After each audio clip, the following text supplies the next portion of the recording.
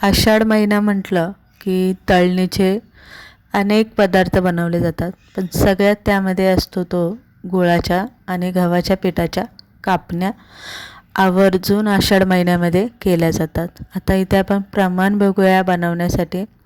4 वाट्या इथे ज्या वाटीने मी बेसन पीठ घेतलेले त्या वाटीने 4 वाट्या गव्हाचं पीठ घेतलेलं आहे आणि 1 वाटी बारीक रवा घेतलेला आहे। गूळ आता आपल्याला कापण्या गोड किती पाहिजे त्यानुसार गूळ तुम्ही इथे वापरू शकता।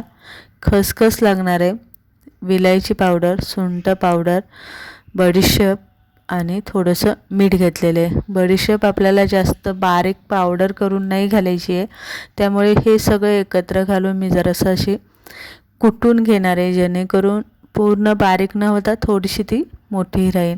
त्यामुळे काय होतं, कापण्यांमध्ये बडीशेपचा जो स्वाद असतो तो टिकून राहतो।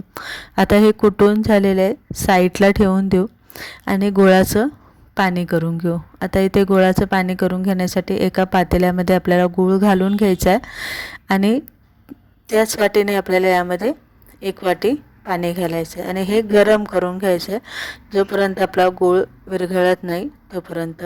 आता हे गूळ विरघळला की गॅस इथे बंद करायचा आहे आणि हे गार करायला ठेवायचं आहे।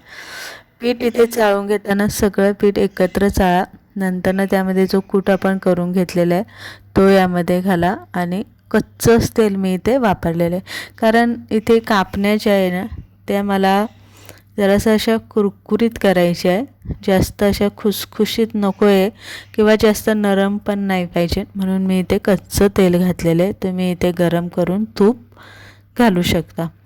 पाणी जे आपण गुळाचं पाणी बनवून घेतलेलं आहे ते पिठामध्ये गरम असताना अजिबात घालायचं नाही आहे, पूर्ण गार करून घ्यायचं। जसं नॉर्मल पाणी असतं तसंच आपल्याला हे गुळाचं पाणी पूर्ण गार झाल्याशिवाय पिठामध्ये घालायचं नाही। पूर्ण गार झालं की थोडं थोडं करून पिठामध्ये घाला आणि घट्टसर हा गोळा इथे मळून घ्या। गोळा मळून घेतला की 15-20 मिनटं झाकून ठेवा, कारण हे जरासं पीठ मुरलं भिजलं की मग कापण्या आपल्या ज्या असतात त्या चांगल्या अशा मस्त खुसखुशीत लागतात, थोड्याशा अशा कुरकुरीत पण लागतात। तरी ते पीठ भिजले, आता आपण चपाती लाटून घेणार आहे। जास्त शंकरपाळी जसं आपण गोड शंकरपाळी बनवतो तेवढंच जाड नाही आपल्याला हे ठेवायचं आहे, कारण गूळ घातलेला आहे आपण आणि गूळ घातल्यामुळे काय होतं, तळायला वेळ लागतो आणि मग तेव्हा शंकरपाळीचा पूर्ण कलर हा गुळापेक्षाही काळा होतो, हे लक्षात ठेवायचं। चपाती आपल्याला जाड लाटून घ्यायची, थोडीशी नेहमीच्या चपातीपेक्षा जाड लाटायची आणि त्यानंतरनं आपल्याला याच्या कापण्या कट करून घ्यायच्या। कापण्यांचा आकार तुम्ही कसाही देऊ शकता, काही हरकत नाही आहे। त्यानंतरनं कापण्या मोठ्या, जाड, बारीक अशासुद्धा तुम्ही इथे कापू शकता। कापण्या इथे कट करून झालेल्या आहे, आता तुम्ही बघू शकता इथे मी ट्रायंगलच्या शेपमध्ये कापण्या कट केलेल्या आहे।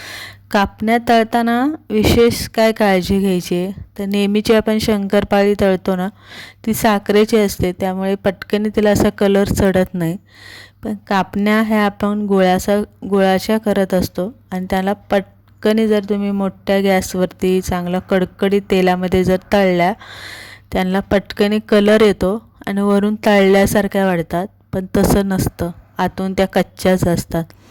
मग नॉर्मल आपण जसं शंकरपाळीला तेल गरम करतो तसंच ते गरम करायचं आहे आणि त्यामध्ये तेलात बसतील एवढ्याच कापण्या घालून घ्यायच्या। कापण्या घालून घेतल्या की सारख्या त्या खालीवर करत राहू नका, नाहीतर त्या मग कडक होतात। ते असं गुळासारखा कलर आला, सोनेरी जरासा डार्क, की मग आपल्याला ह्या कापण्या काढून घ्यायच्या। जास्त काळ्या करू नका कापण्या, किंवा जास्तच असा गुळासारखा कलर येईल अशा तळू नका, नाहीतर त्या खूप कडक होईल। का तर त्या गुळाच्या असल्यामुळे त्या कडक होतील, चिवट होतील, खाताना मग एकदम अशा बळच तोडावा लागेल। आता इथे तुम्ही बघू शकता अशा नरम झाल्या पाहिजे, जास्त नरम नको किंवा जास्त कडकही नको, या पद्धतीने नरम झाल्या खायलाही छान लागतात आणि जास्त दिवस त्या टिकतात। तर अशा पद्धतीने आज आपण आषाढ विशेष छान खुसखुशीत आणि साध्या पद्धतीने आपण ह्या कापण्या इथे बनवून घेतलेल्या आहे.